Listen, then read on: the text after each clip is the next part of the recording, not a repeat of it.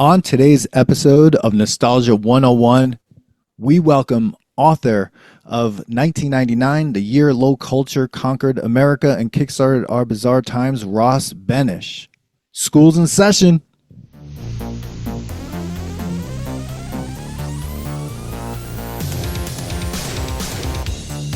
Welcome to the Nostalgia Test Podcast, the show where three longtime friends put pop culture's past to the ultimate test. The Nostalgia Test. Hey, good to be here, guys. What's going on? Dan, what's up? How are you? I'm having an adequate night. What's up? You're having a what? An adequate night. Okay. Very good. Oh, well, hopefully it gets better because we're here. We're really happy to have you on. This is a Nostalgia Test, Nostalgia 101. And everyone, this is when Manny and I get to talk to authors and professionals in the industry and global scholars. It's like one of the times when we finally, stop screaming and start to listen. And this is like a really good episode. We have an amazing guest today. Author of the book, the 1999, The Year Low Culture Conquered America and Kickstarted Our Bizarre Times, Ross Benish. So, Ross, thank you so much for being here. Hey, thanks for having me on. I'm looking forward to diving into some weird 90s stuff.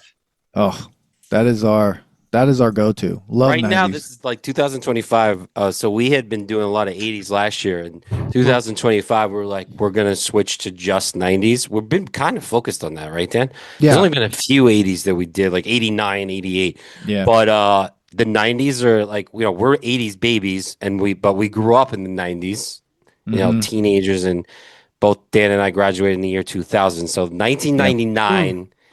Well, was insane for us. Yeah.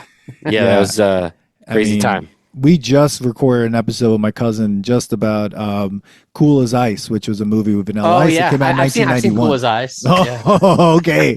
Yeah. To call it a movie is nice, but we just did that. The 90s were so insane. But before we get started, Ross, why don't you let the audience know a little bit about yourself and then, what you do, and then we'll jump right in. Yeah, sure. So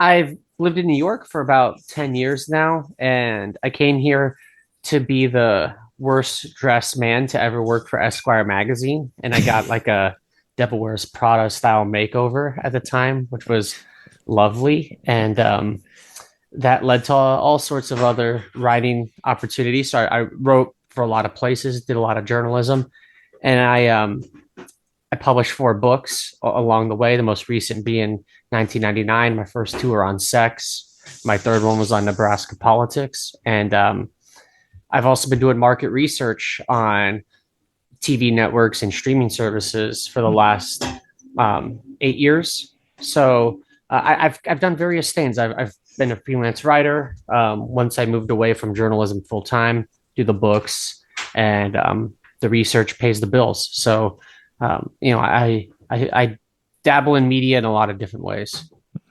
Awesome. Wow. That's amazing. 4 books on the way. That's amazing. As someone that's a writer and a teacher, to me, I'm just like, oh man, anytime someone publishes a book, it's I find it to be a miracle and an amazing thing. So congratulations. 4, that's you. Amazing. That's very nice of you to say that. Yeah, no, it's especially now, it's with the publishing industry and everything, it's very difficult. But your book that we're going to talk about, 1999, I think I would just start off with how did you come up with the premise, and maybe why 1999, that time? There's just a handful of moments over the last several years where something just bizarrely idiotic would happen in our culture, and it would harken back to some sort of trashy thing I liked in the 90s, just things that Trump would do that would remind me of Jerry Springer, or the mania of some of the crypto coins, especially with NFTs, just made me think of the craze of Beanie Babies. And so there was just a few of those that made me go back and look at the 90s, and I chose 99 out of all the years because it was just the wildest and most wackadoodle year of those. You could write a similar book on 98 or 01, but I think 99 is just a little more insane in the membrane. Manny, go ahead. Do it. No, I'm thinking because it's funny you brought up Trump and like the crazy things he did, but yet Trump was a featured regular during the Attitude Era. He was there, so like it's not a surprise that it's happening now, and he became like more popular through like the trash television that is now popular everywhere. So like it's interesting that bringing it to that era and choosing 1999, because I'm thinking about like when did the Attitude Era start? Well, I think it officially starts when Vince gives that speech like that they're changing their programming style, but unofficially Austin wins King of the Ring, and that's when he gives his Austin 316 speech.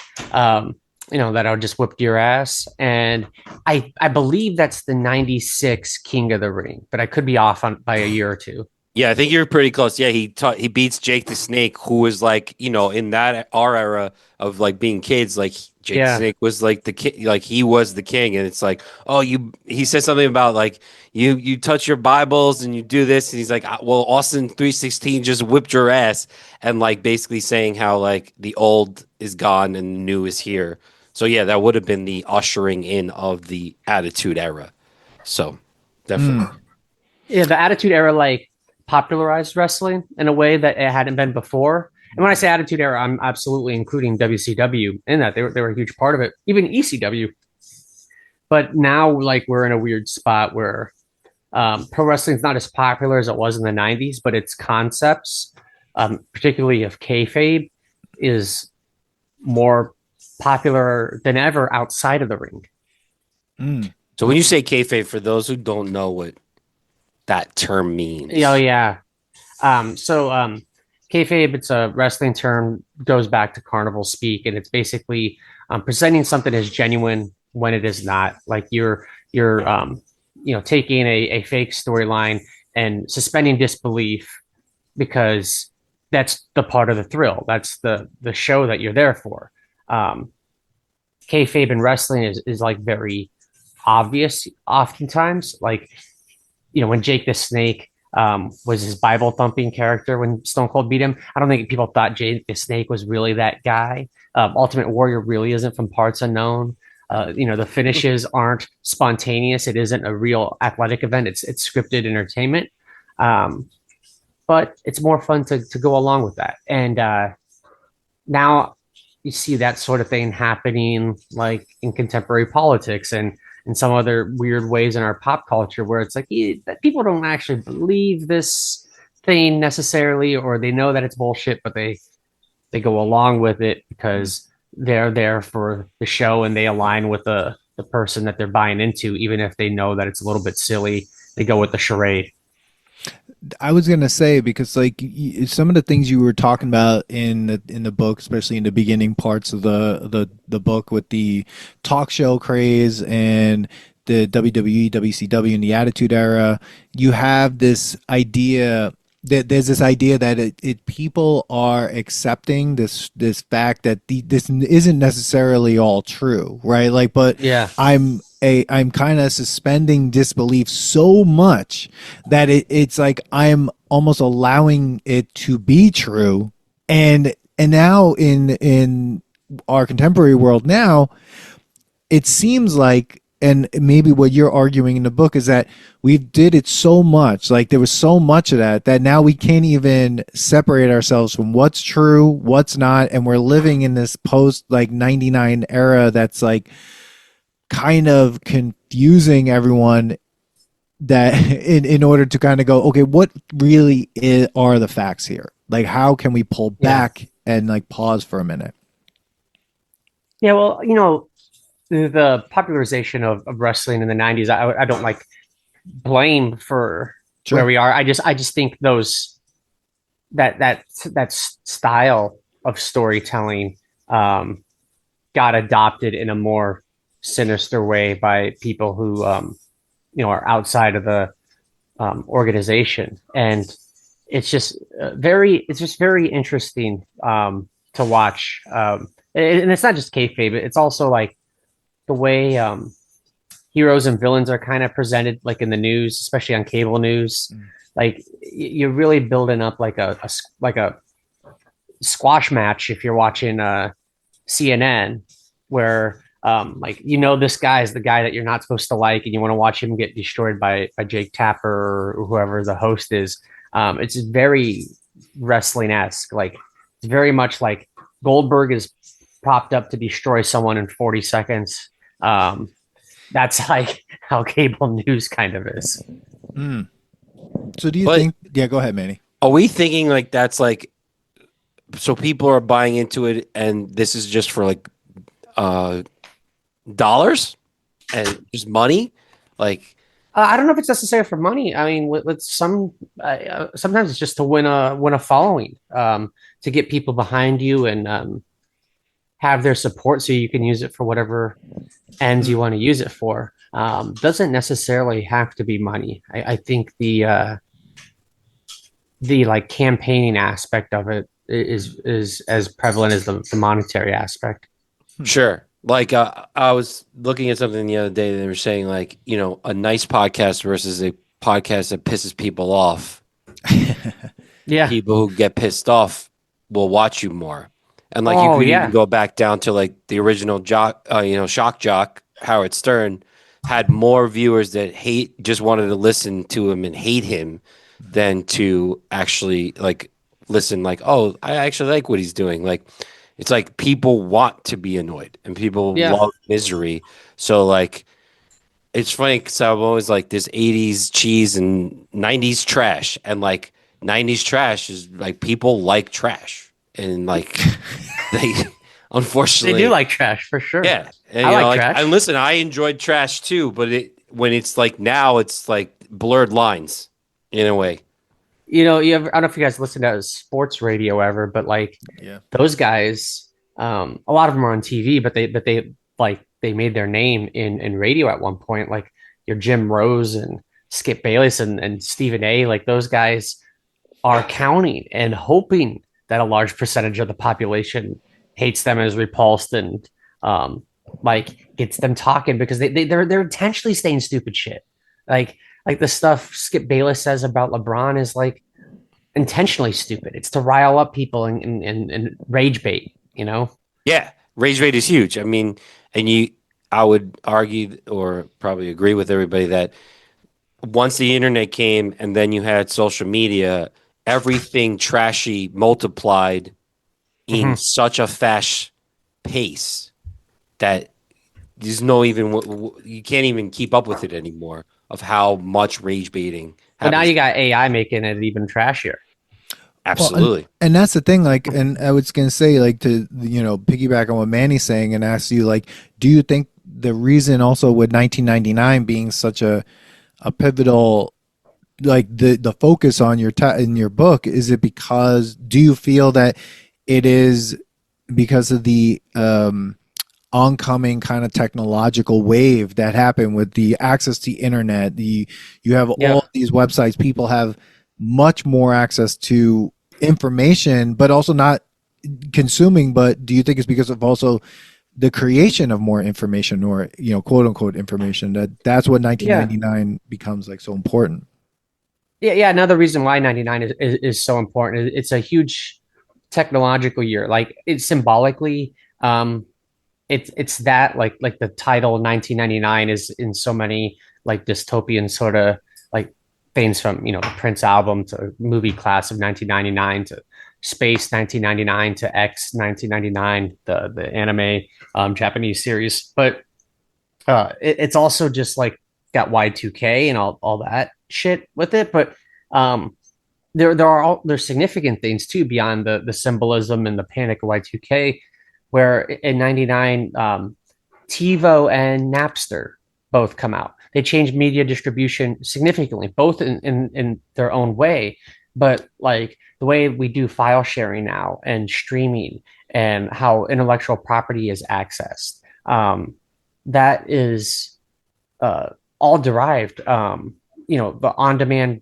listening and viewing. It's derived from those two services probably more than any. Like Google and Amazon embedded all the stuff that they do into their products. And in the census in 2000, which would have been taken around that same time, you have computers in over half of U.S. households for the first time. Now, most of them aren't internet connected, but like you're seeing an inflection point where most of the population is starting to at least have a sense of the digital realm, and they hadn't had that before. And there's a lot of stupid stuff like the dot-com bubble, but you have actual real events happen in that year that are related to the internet that changed the way we still consume media now. Mm. Do you think that one thing that was interesting was right in the opening chapter about the Jerry Springer and all these talk shows and things like that, which I thought was really interesting, actually, because I sometimes I talk about like, oh man, I remember, coming home watching Ricky Lake, coming home from school and Ricky Lake was on, right? Or even someone like Richard Bay, who Richard Bay's show. His show is crazy. Oh my God. That guy, I knew people that were on that show. Oh God. Yeah, they got in a huge fight with their boyfriend because they like called him out on it. That was crazy. That was a crazy show. That you should, if you know that person, they should come on the podcast and talk about the Richard Bay experience. Well, no, I haven't seen them since I heard that story. He was like my dad's friend, but like I remember them like, you believe this bitch was on television talking about me? Like it was some crazy thing. Yeah. That guy was really bad.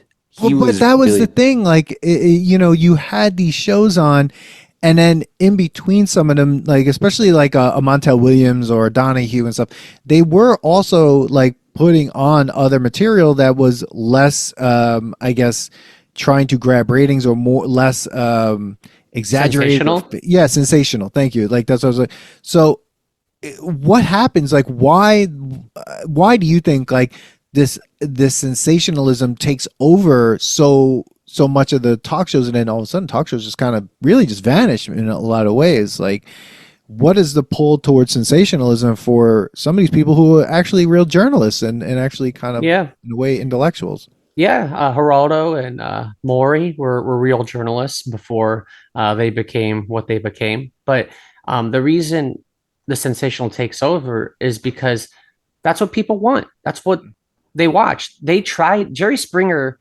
came on, and he was former mayor of Cincinnati, respected news anchor who had won some awards, and he tries to do a serious show. Like he interviews Oliver North and Jesse Jackson, and he does like episodes on teen homelessness and like real serious stuff.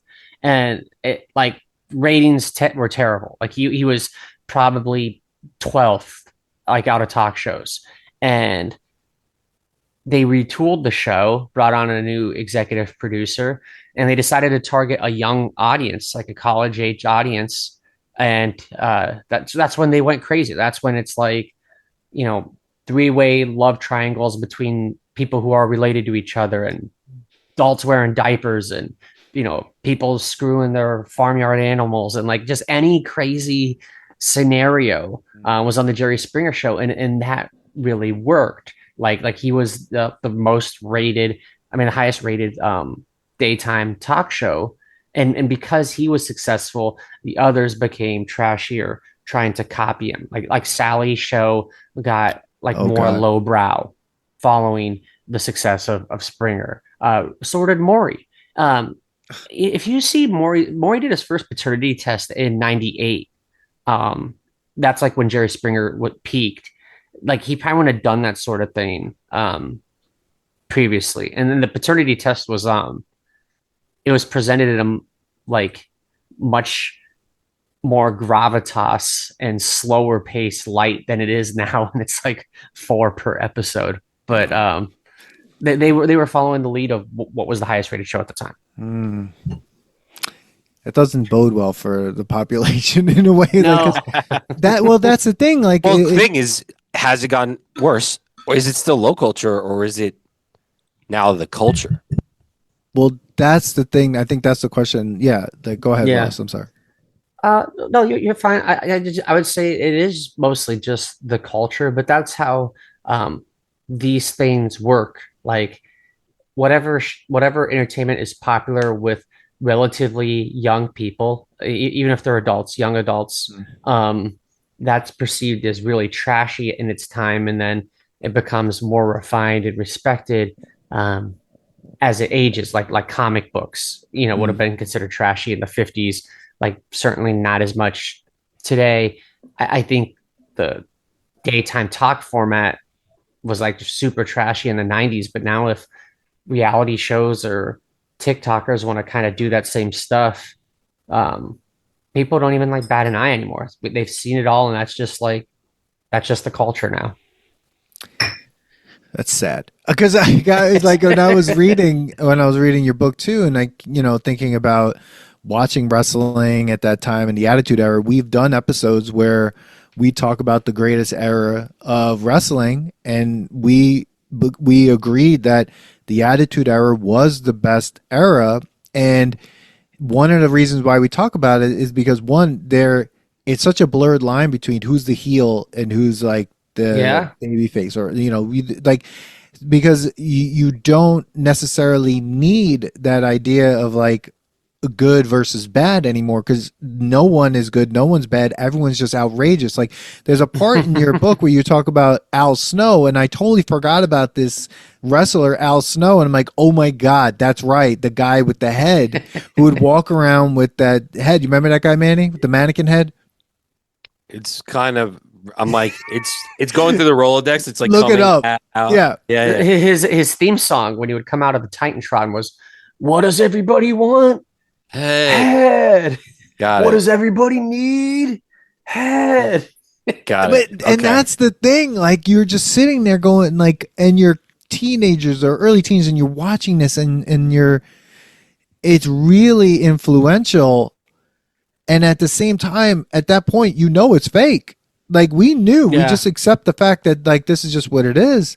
But then I think what's interesting is as you go even deeper into your book, you start thinking like, wow, so much of this is so connected. The Beanie Babies things and capitalism, the Attitude Era, that's capitalism. Even in the chapter 5, when you talk about the porn paradox too, once you have the internet, I mean, really, money and capitalism Mhm. plays such a huge role in continuing to kind of,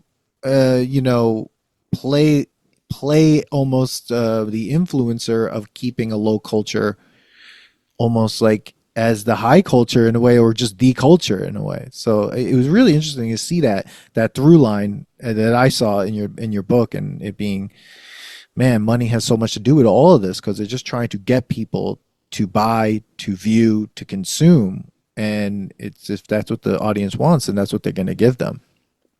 Well, that's an interesting analysis, and I really appreciate you sharing that because I didn't even. I mean, with obviously with the Beanie Babies, it was intentional, but with some of those others, I didn't even intentionally mean to uh, portray it that way. But now that you say it, I'm like, oh yeah, there is Yeah, that connection there.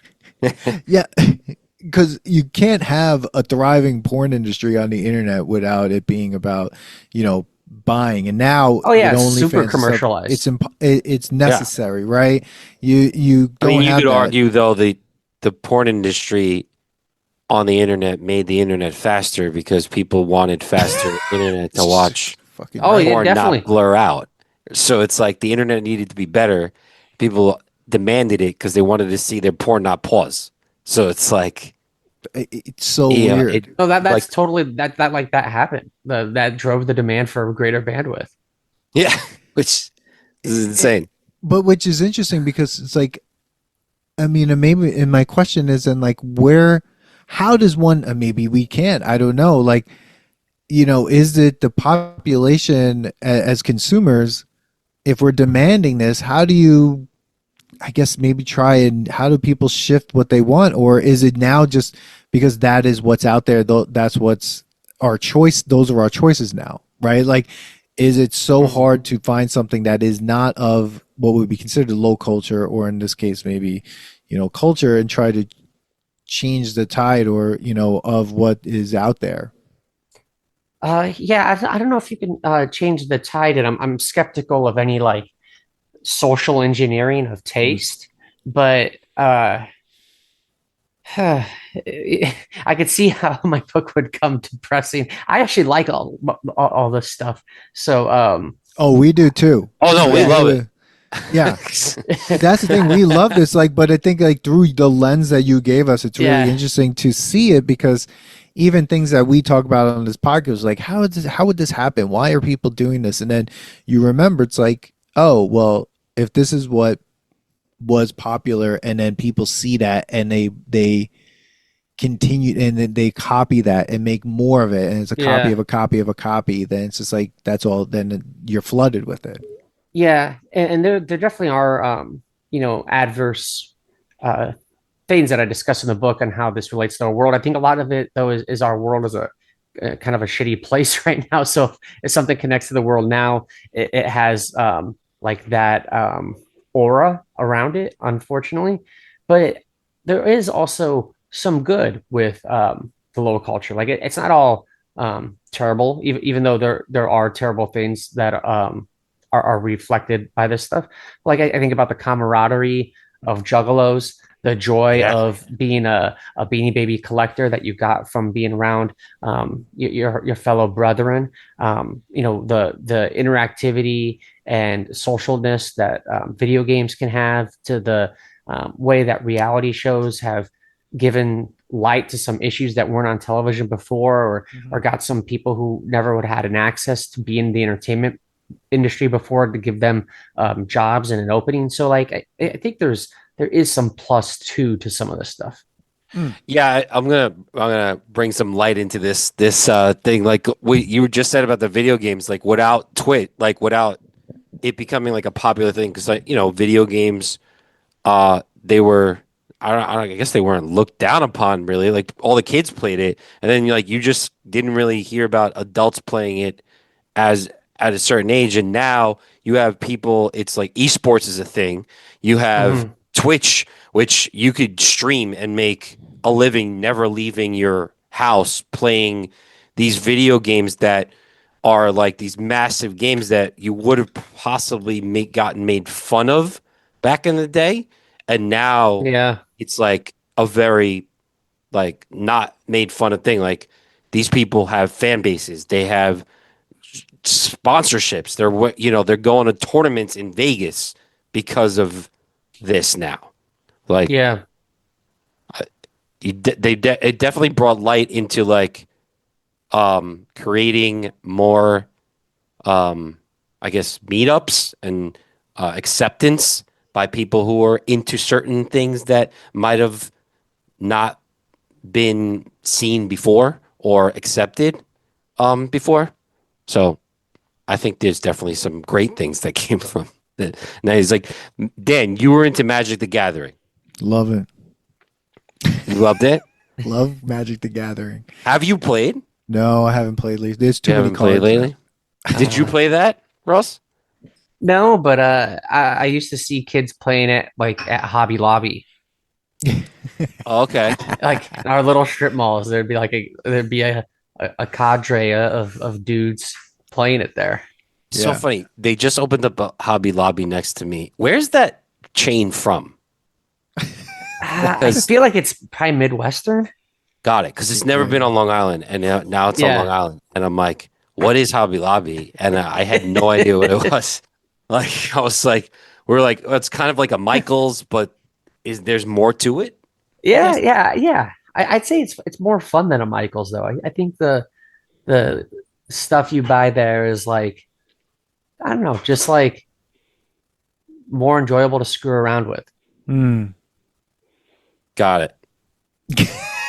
Manny. That's cool. I'm gonna walk in. Yeah. I was like trying to. I haven't gone in many years though, so my perception I was like trying to think about like. I think it was way cooler when I was young.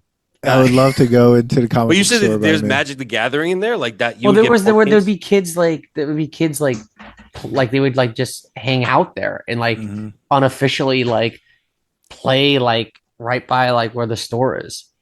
Oh, I love it. They would unofficially gather. They would unofficially gather. There you go. The Hobby Lobby was the gathering place. Exactly. So in terms of low culture, what would you see? How would you define the opposite of the low culture during 1999 or that era? Like it would be considered high culture as in comparison. Yeah, sure. Well, high culture generally would be like, operas and art museums and stuff like that. But since we're talking about pop culture here, yeah. So like high pop culture, I would say like acclaimed music like Lauryn Hill won a lot of awards, or TV shows like The West Wing that like are kind of snobby, but like well made, like really well made shows. Movies like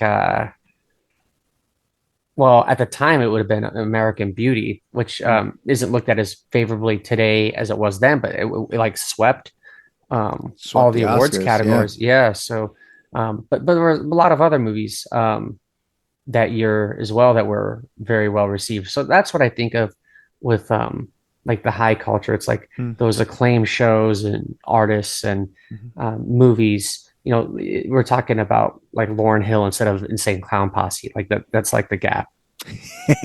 And you feel like and I like them both. Well, that was my question. Insane Clown Posse was like that made it into our suburbs. Like remember, Jesus. Like there was like that. Jason was a huge Insane Clown Posse fan. I have some of their albums. Yeah. I mean, the one you talked about, Gigolo, Ross, but I went to a concert at Nassau Coliseum. I'd be scared. And I had what is it, Fago? Sprayed all over. Yeah. Oh man, Nassau Coliseum, that's a lot bigger venue than they play these days. Yeah, it was a fun time. We got floor seats. I don't know if they had the whole thing open. Probably not. Like they might have capped off some of it, but I was definitely in Nassau Coliseum watching them.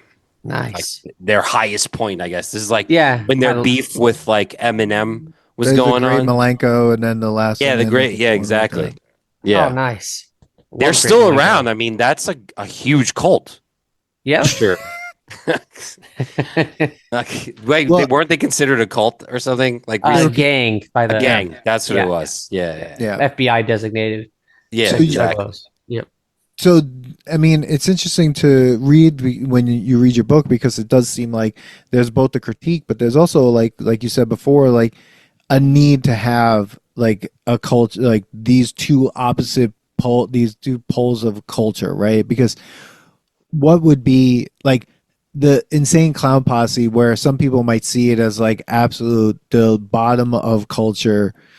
Why do people connect to it? Did you feel as you were doing your research and writing about them, like what is it that people connect to that you saw in that? Well, they really do a good job of projecting an outsider status and making you feel good if you've like been an outcast and you feel like society has it out for you.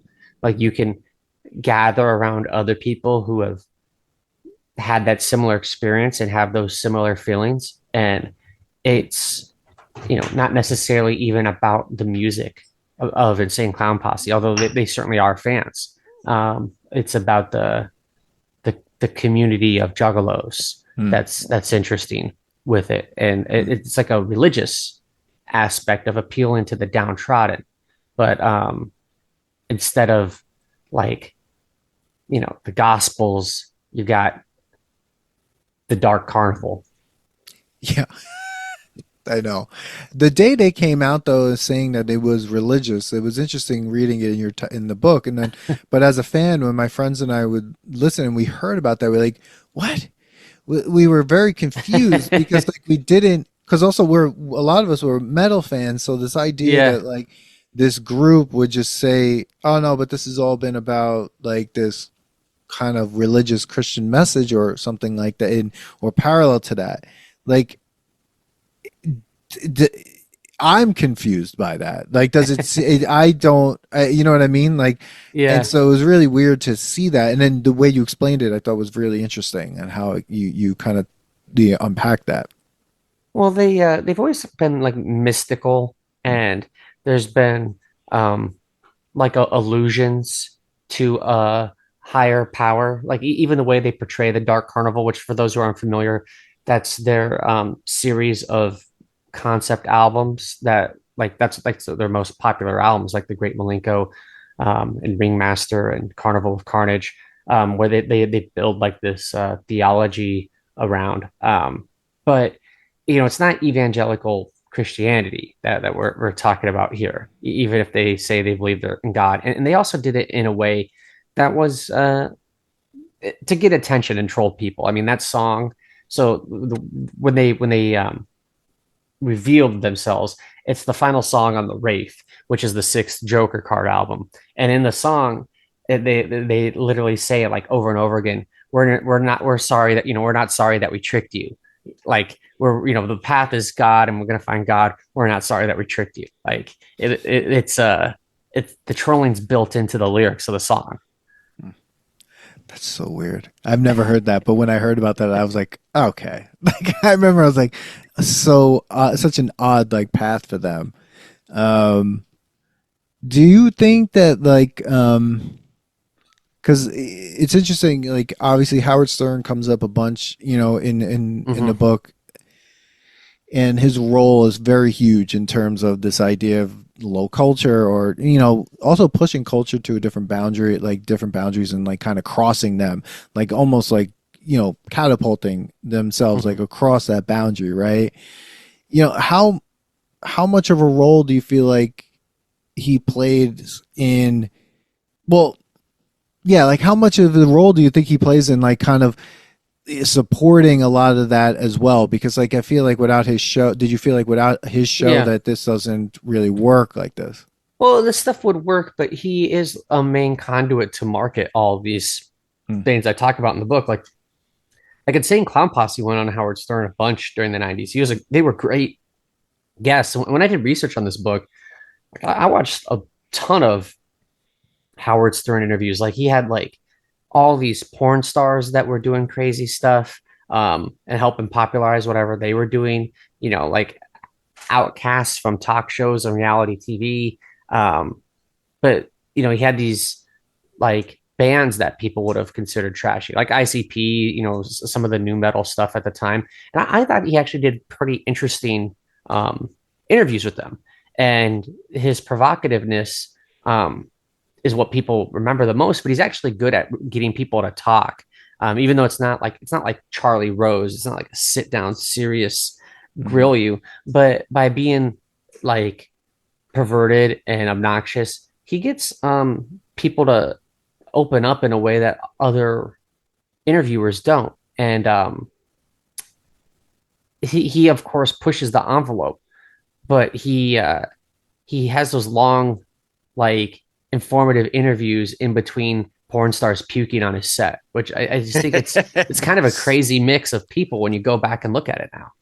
Oh yeah, it was like the Whack Pack, right? Was his biggest like the crew that would show up of all these like high pitch Eric and what's his name, the little guy who died, Eric the actor. Eric the actor, and the girl from Brooklyn or Queens or whatever. I forget. Mary Ann from Brooklyn. Mary Ann from Brooklyn. Yeah, Dan, Yeah. you know them all.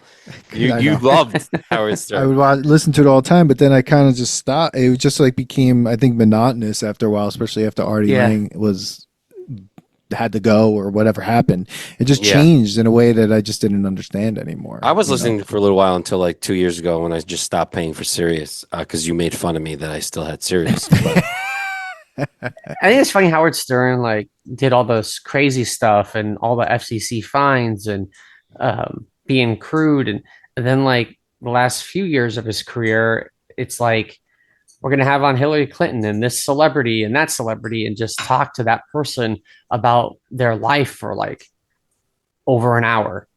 yes, Like, well, way different show. Do you think that something like that, kind of like with ICP, like at the end of that, like that album, they say that thing? Do you think a part of me is almost thinking like maybe Howard Stern was trolling us the whole time, and then he's just like, I really was trying to get to this point where I can have this high profile interview. This is really what I am, and really the whole time was I just trolling and or being, I mean, because it's weird to me to think that people would be okay, like someone like Hillary Clinton, to go on that show after so much of what happened in that suit. Like, so it's really odd to think like our low culture people like that, like where, I mean, he is the king of the king of low culture, and he's fine. He was fine with that, but then it's just like he almost elevated himself out of that, and maybe. Well, when you start making $100 million signing a contract, sure, but I mean, it's a certain, and he's older, right? Yeah. Like, I mean, even though he wasn't like young during the 90s, no, there's a difference between being like 70 and being 45. Yes, sure, yeah. I mean, he's still like the last couple of times that I've listened to him, like Sal and Richard were still trying to do like dick jokes and stuff, and that whipping each other nakedly, and like Howard is in his, probably in his mansion in Montauk watching this, and or no, the Hamptons watching, and still pretending that he's at the it's studio. So disconnected now. But yeah, I think his biggest thing, he wanted, before he ended his career, he wanted, like, he had like a list of people he always wanted to like interview. I do think he still had the ability to get those people to share more than they're used to sharing in other interviews that they do, but it isn't as shock worthy. Like, well, can you shock people anymore? Maybe this is something I would ask you. Yeah, Ross, I think I've said that before. I think we're all up to it, right? Because you could just pick up your phone now and watch, like, I don't want to even call it low culture anymore. You could watch whatever you want now. Type it in. Like, I want to see a woman slap a pig with her tit, and find it. You can generate that video, even if you can also generate. Well, that's the thing, Ross. Like, that's brain rot right there. You know, are we at a point where this? What was I had a question like, oh, can you shock it? Like, because a lot of stuff that you were talking about, especially, I mean, the Beanie Babies and stuff too, is like, that's just like insane collectibles, right? And but when it comes to like the video game chapter and the talk show chapters and things like that, some of the things I was thinking was like, can you shock an audience anymore in that way? Because I felt like a lot of that is too shock. I mean, GTA was shocking when I first played Grand Theft Auto. I think my friends and I, we were like, holy crap, like, what is this? Like, we don't even have to play the game. Like, I could just go in there and just like, for 45 minutes, just mow people down. And it was like so interesting to think that I didn't have to play the game. I could be in the game. But like, is there a way That's some deep shit right there. Is there, do that's like does Ready the Player population One. have like, do we have ability to be shocked like that anymore by low culture content? Gosh, that's a good question. There will always be things that are shocking, whether it's news events or something like a celebrity does or TV shows reveal. Like there were people that are, shocked by a storyline, in Last of Us, for instance. But yeah, it's hard to. I mean, the kids now have seen like deaths live streamed. Yeah, what could be more shocking than that? I mean, I know that sort of thing's been around since TV cameras have been around, but like it's more intense and like ubiquitous than that would have been in any other generation. So like for just generic entertainment that people interact with, I do think it's a lot harder to shock them. It'd have to be like extreme, like if like the Manson murders happened again, I think that would be shocking to people, but probably not as shocking as it was in the 60s. Right. So it's like almost like, go ahead, Manny. That's probably a weird place to take that question. No, I think like people to me, and you were talking about AI before. I think people get less shocked because there's also a disbelief, like it could be fake. So now you're like, well, is it? Unless I'm seeing it, with my own eyes, I'm going to double check it because I'm like, well, was that AI generated? Like, did all those murders happen because somebody made that happen in AI? So it's like people might be shocked, but at the same time question it a little bit, so they're not as shocked. Mm. I don't know, or we're just like desensitized. I can't say that word. Desensitized? Yeah, I can't say that word. We've been on since why? Just because, like you said before, we watched recently somebody get shot in the neck and die in front of us, and then scroll and watch the kitten like something. So like our brains just like, how do we adjust from that? You know? Yeah, because you can't avoid things like that now either, because you're just gonna see it on, like, whether you're on social media or someone shows it to you or someone's just texts it to you. It's not like I'm only gonna see live stuff if I'm watching the news at this time. Like, yeah, it could just pop up on your phone. Yeah, well, that's the remember thing. Faces of Death? Remember that? Oh yeah, that series. Yep, yeah. We could do a whole podcast about that. Right? Well, like, but now we're able to see that, like, live that was on TikTok. Like, it's crazy. Where we used to was like, you knew a guy who knew a guy who had that tape. Yeah. There was like a video store that had a creepy person in it where you could possibly get it, right? Like, or what's interesting too about your text, your book, I see seeing text, like my professor brain is on it, like there's text, but like, is that a lot of the stuff when I'm reading it, I was like, there were conscious choices that a person had to make to watch, you know, the Maury show, the you know, the Jerry Springer show, the, you know, consciously, you know, buy this video game, play this game, or, you know, even in terms of the in the pornography part of the chapter, it's like there was more choice where, like, now if you're doom scrolling, something could pop up out of nowhere. So, you know, how much does choice kind of, you know, play a role in how you know, are seeing this, and then how much is choice being taken away from us in many ways play a role in being able to, I guess, peddle more low culture? I'm curious. Well, you know, choice is taken away from us, but at the same time, any of those algorithms or feeds are based upon what they believe you want to see in your history and your behaviors. So, like, you kind of incentivize this. You can get on a weird path just by engaging with the wrong thing a few times, and it incentivizes you to just continue to receive that. So, like in the 90s, you'd make that choice, the TV channel to flip, but then it wouldn't go from MTV to like 6 other things based on what you just watched all on its own.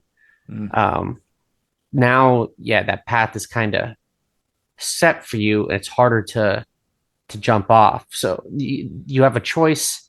The path is influenced by your choice, but it's I think it is harder to see when you are still being the active guider of what you're watching as opposed to being fed something. Yeah, I will. I was going to say that, Russ, about how now social media itself, it's all interest based. It's not like, so it is very good at picking what you like. So, although when you're scrolling and someone gets shot on live television, it's not something that you like, but it just is. You're not gonna. How are you gonna stop that? There's no way unless you just put the phone down.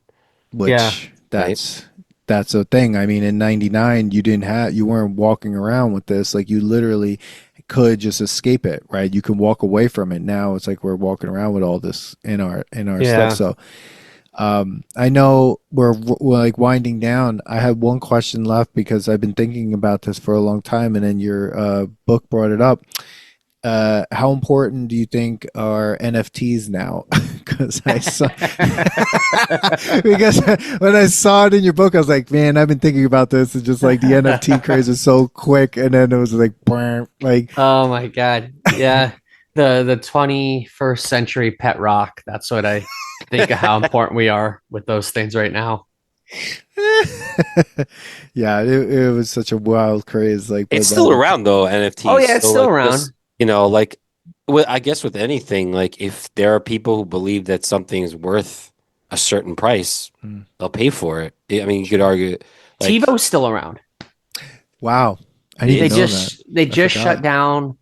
Like it was this year. They like finally just like deactivated um TiVo as like a recording device. There were still people as of this year who had TiVos recording live network television and watching it later.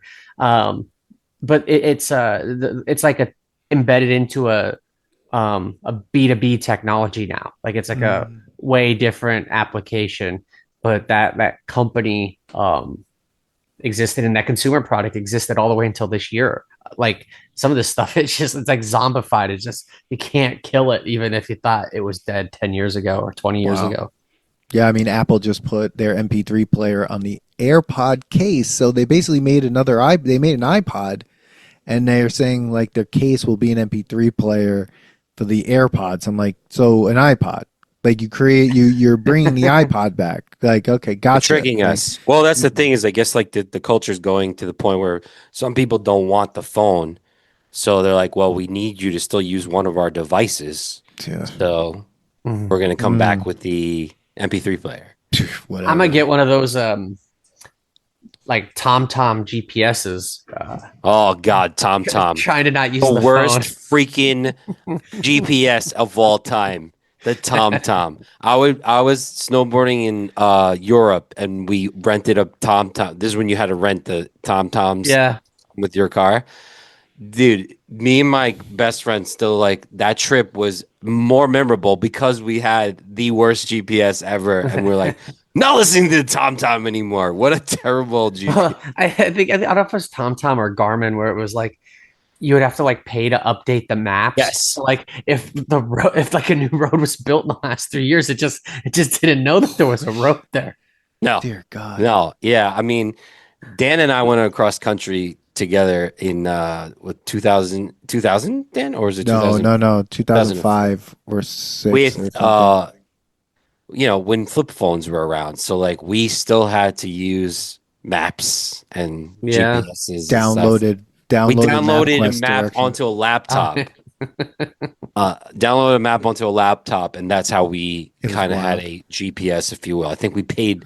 I don't know how much we had to pay for that GPS, but It was insane. it was terrible. Yeah. It was. Yeah. I can't believe we lived this way. It's Well, crazy. now we live this way, but I Yeah. mean, but so Dan, it's Ross, not so bad no, it's not in a bad. It's way. just I mean, we get to do it's just this because questionable. of Yeah, exactly.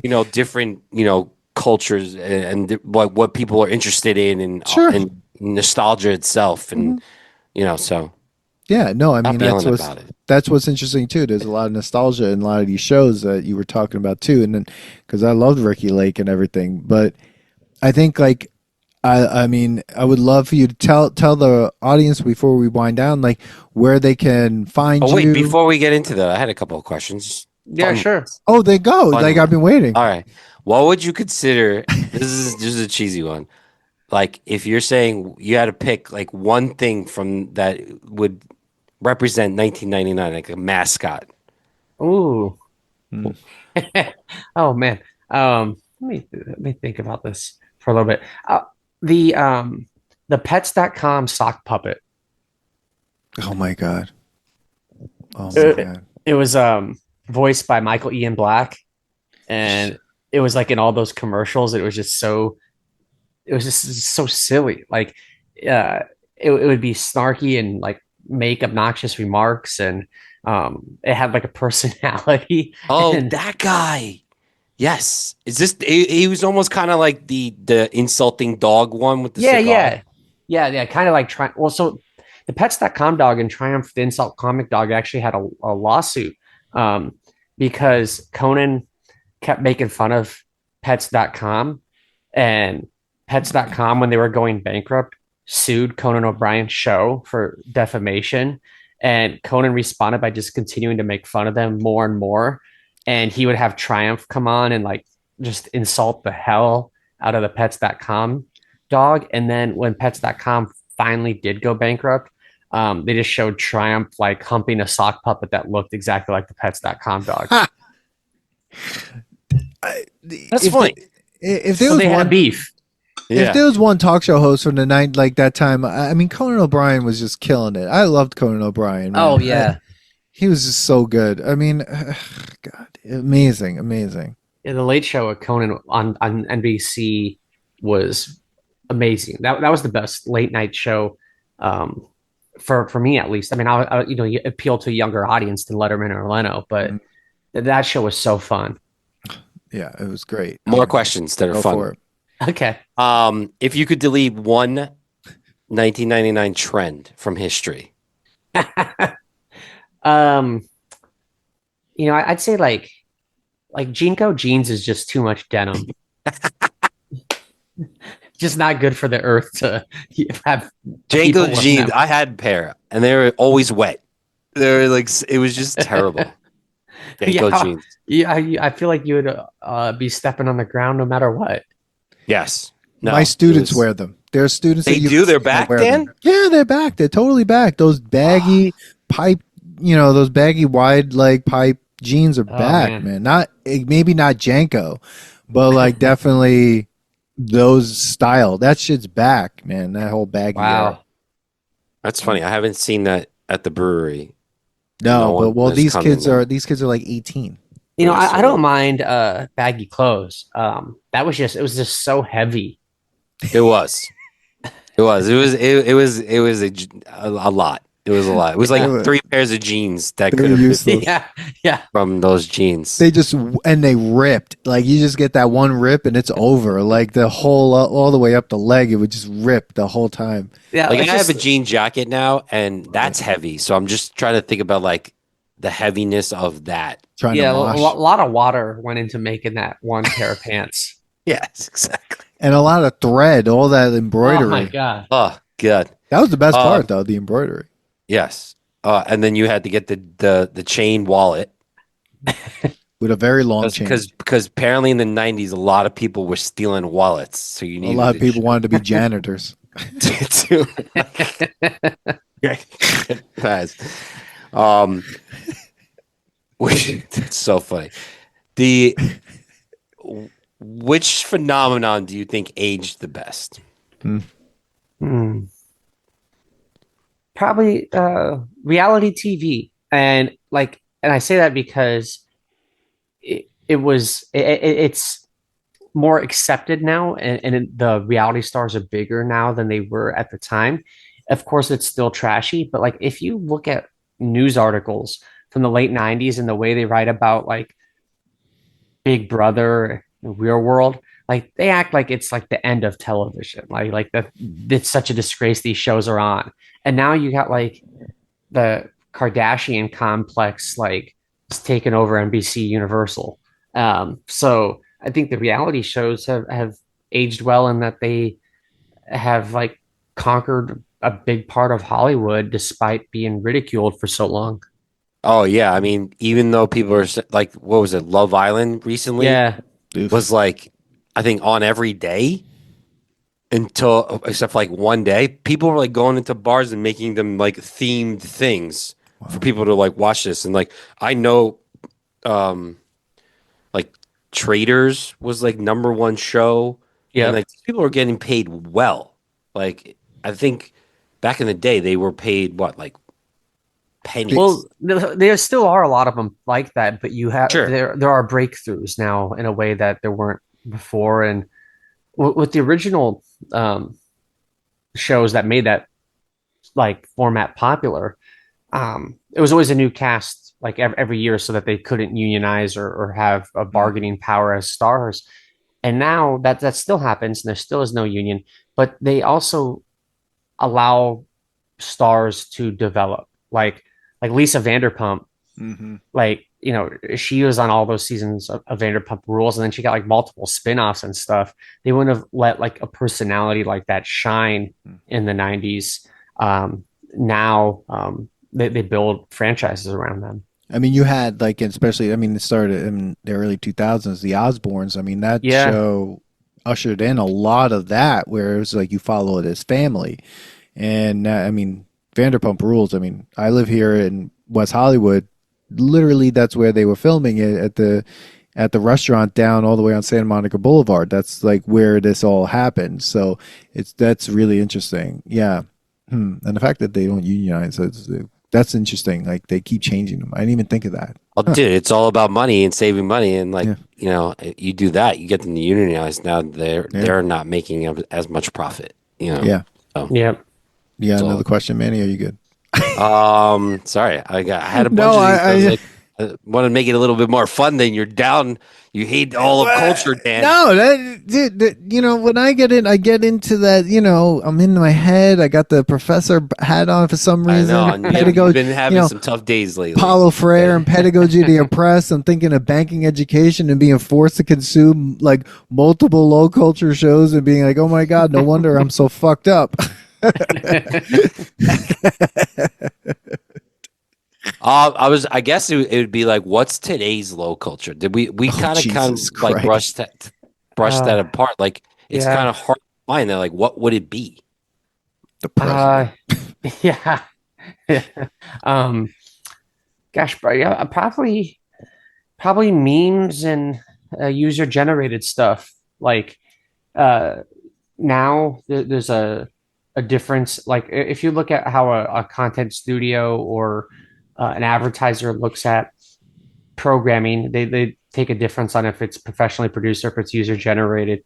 I think that's going to be an old school mindset that like 10 years from now there won't be any difference, and people just making up their own stuff on YouTube are going to like have as much respect and budget as like you know, a well-respected Hollywood director does. You know, you're seeing some of that with like guys like Mr. Beast, but I just think that's going to be more pronounced. And right now, though, because it's lower production and it's made in a more peculiar way, it's probably perceived as more low culture.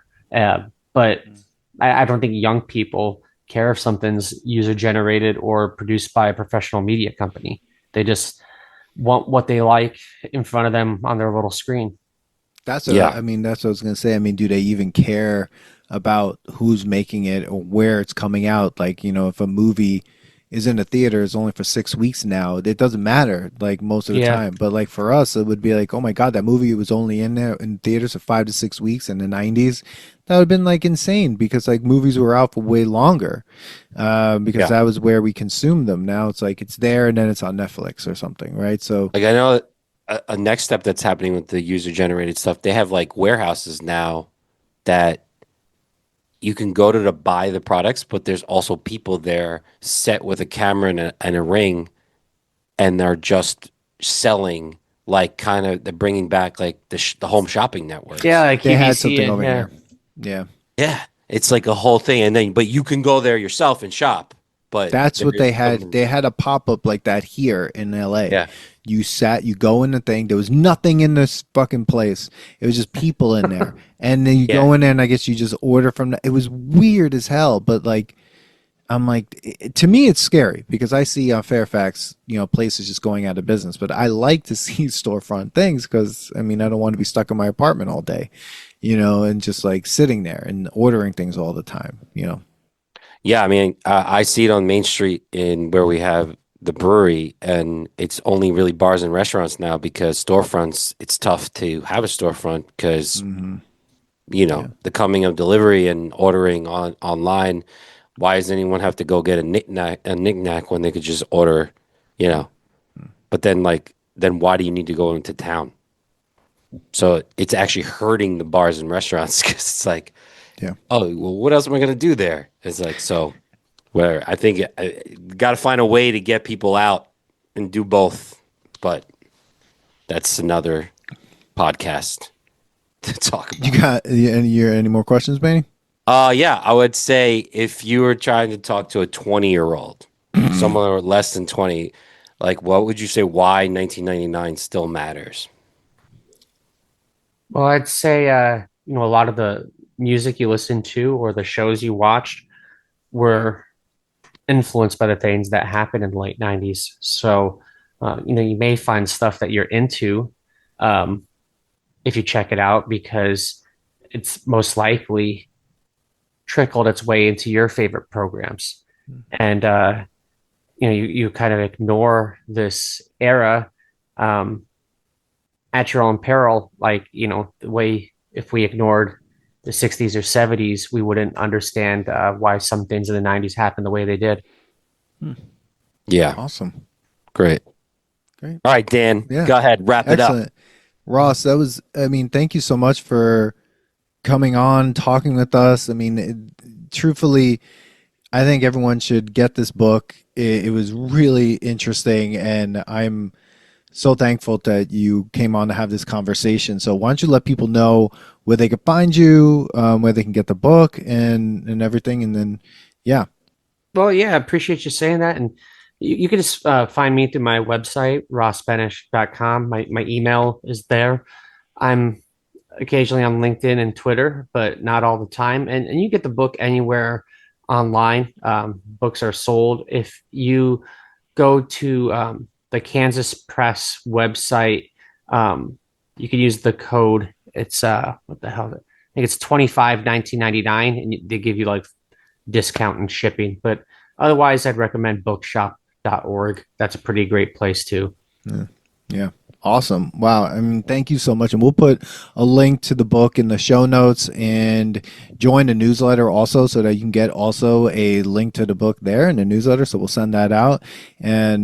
But Ross, thank you so much. Learned a lot. This was a great conversation. Hope you enjoyed it too. And Wait, do we have time for the Rocky ranking? Oh yeah, sure. You could ask me. My kids haven't woken up, so Okay, Rocky ranking. So Ross, have you seen all the Rocky movies from Rocky 1 all the way to Rocky Balboa, or at least Rocky Yeah. 5? I've seen them all. Okay. So we like to ask, because we've seen all the Rocky movies. We rewatched them all years ago on Yeah. our podcast, and it almost destroyed us. And but we loved it. But we would love to No, see. did we love it though? We'll go back and rewatch them again. But we would love to know how you would rank the Rocky movies from best Rocky to worst Rocky movie, and just the Rocky movies excluding Creed. That would be a whole other thing.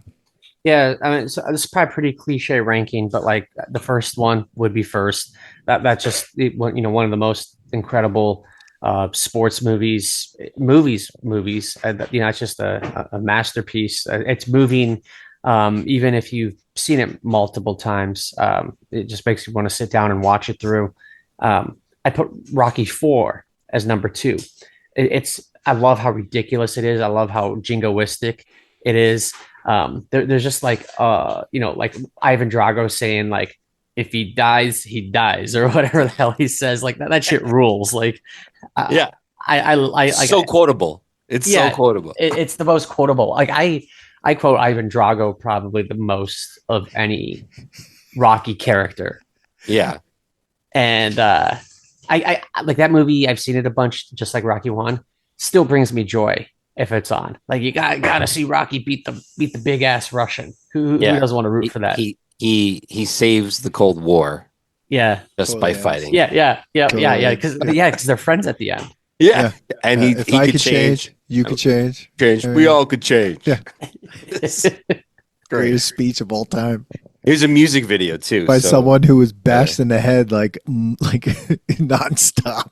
To me, that I always go back and forth between that being 1 and 4, because 4 is just so entertaining, and there's like a montage in a montage, so like it's just so good. It's like the perfect 80s movie. Yeah, it totally is. Exactly, absolutely. So what do we got next? I also have to say about number 4 though, when Apollo dies, and his manager is like, throw the damn towel. Like I reference that all the time. Like guys, throw the damn towel. He's so sweaty. It's amazing that shot. I love that. He's like, I see 3 of them. Hit the one in the middle. Like there's so many. Like there was one time when I was a kid, I remember quoting Ivan, but he says it in Russian, but yet everyone says like, oh, he's a piece of iron. And I'm like, but it was a subtitle. Like he didn't say that in English. So it's it's just so funny. It's such a good movie. The training sequence is insane. Oh And yeah. so dumb. The fact that Adrian leaves the kid like alone with the robot. We're they're not the even worst sure parents if, like, of all time. Like, she's like, I'm just gonna go hang out with your dad in Russia. You stay here with this the robot. So 80s. And that robot was real. Oh yeah. Sylvester Stallone bought that thing. For my third one, I'm gonna go Rocky 3. I really enjoy Clubber Lang and Thunder Lips. Got to give a shout out to Thunder Lips. Yes. And that movie helped like really kickstart Hulkamania, because Hulk Hogan, like, he was making that jump from Verne Gagne in the AWA to going to the WWF with McMahon. But he wasn't the sensation that people came to know and love. That movie like kickstarted Hulkamania, and then at that time he was using "Eye of the Tiger" as his entrance music, and that pop he got was just so crazy. And I think he would have had trouble getting that big of a pop if he didn't have that role, even though it wasn't the biggest role. Yeah, they talk about that in I think I recently watched some documentary on wrestling, and they talk about how McMahon didn't really love him. He wasn't like, they weren't sure if he was going to be the face, and then that sealed the deal. Yeah. And then my fourth one would be Rocky 2, which is a good movie, honestly. I Rocky 2 and 3. If you ask me on a different day, I might even put 2 above 3. It's a solid follow-up to the first movie. I like the rematch with Apollo. You see the relationship change a lot between Apollo and Rocky, and I don't like it anywhere near as much as 1 or 4, but like that's just a good, solid movie. And then after those 4, it's a big drop off. And I'm gonna go Rocky Balboa. Next, I've only seen that one time, and I don't remember a lot about it, but I remember it being like just not as atrocious as Rocky 5 was, which I put at the bottom. Yeah. Yeah. Do you remember the scene where he like does the inspirational speech that people like talk about all the time to his son, when he's like, "You were this little guy in my hand," and he's like talking about it's not about how much you get hit, get but knocked out. It's how much you could keep going and keep going. Who knows what he was saying? I mean, he was also in that movie feeding rats like gumdrops in like one scene. I don't know what he was doing. Yeah, I mean, that's Rocky a solid 5 rating. definitely first of all, that was a solid ranking. Rocky 5 belongs in the last all the time. It's trash. It's 90s trash. But that's it's beyond really low bad. culture, I would say, because it was so bad. Like, I like trashy movies, but that one, I just like, there were parts of it that like it wasn't as fun as a trashy movie should be. It wasn't. Exactly. It had a bad soundtrack. It just was like you have to work through that movie. yeah. The other thing too about that movie, it's like one of the worst Christmas movies of all time, because he fights on Christmas or whatever it is, and you're like, is this also a Christmas movie? When he's fighting Tommy Gun in the like alleyway. Yeah, it's Christmas. Like, because it's like ridiculous, and I hate that movie. But it's a solid ranking. To me, like I did a 1, 4, 3 as well. I did put 6 before 2. It's just 2 is so weird to me, because I'm like, most of the movie I'm watching him read, and I was just like, I can't watch him read anymore to Adrian or read commercial copy, and it was just so funny and odd. That scene does go on for a long time. Oh my god! Where he's struggling with the ad. Oh my! I know, it's like Smeal mainly. But yeah, no, that's awesome. That's a solid ranking. It's up there. There are some really bad rankings that we've received where people put 2 and 5 at the beginning, and I don't know who. Somebody texted us that they, on Instagram, and was like 5. He might have been trolling us. Yeah, I maybe don't care. Trolling you. He could have been trolling, or it was an AI bot. It had to have been. I believe it's AI. 5 was a fantastic piece of film. I'm like, never. It's probably one of those bots trying to instigate something like Like Yeah. I think like 70% of the responses to the Cracker Barrel logo controversy were bots. Yeah, So like someone's just trying to start shit with you. Oh my I think god. so, Dan. Because there's That's no amazing. way. I don't think a human could say that movie was good. No, not at all. Not at all. But that was amazing. Thank you, Ross. That's a solid ranking.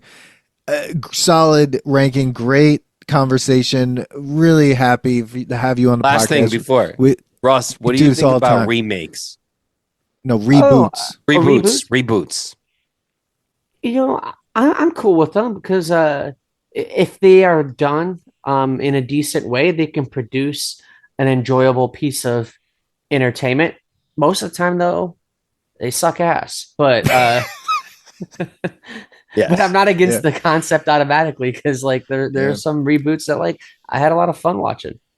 Yeah, we say here that like if you're gonna reboot it, you got to reboot it like a shitty movie, but you can't really reboot like 80s classics.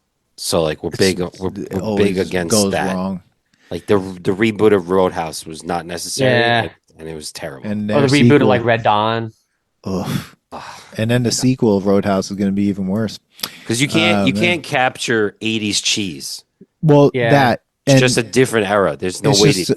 It's just so good. I mean, they're going to reboot. They want to reboot American Psycho. They want to reboot, and it's just like there's no need. They did it well then, and leave it alone. But yeah, no. This has been so fun. Obviously you can see we can keep going forever, but I appreciate you coming on and appreciate having this conversation. Hopefully, we'd love to have you back on at some point. And yeah, everyone, get the book.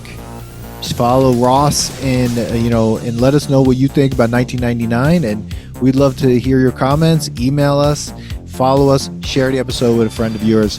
That really can help out the most. And we will see you in the next episode of Nostalgia Test Podcast. Peace. Share this episode with your friends. Subscribe and follow the Nostalgia Test Podcast on YouTube, Substack, Instagram, TikTok, and Blue Sky. Send us your episode ideas and comments or book us for podcasts and events at thenostalgiatest@gmail.com. Come hang out with us next week because you never know what pop culture will pop up on the Nostalgia Test.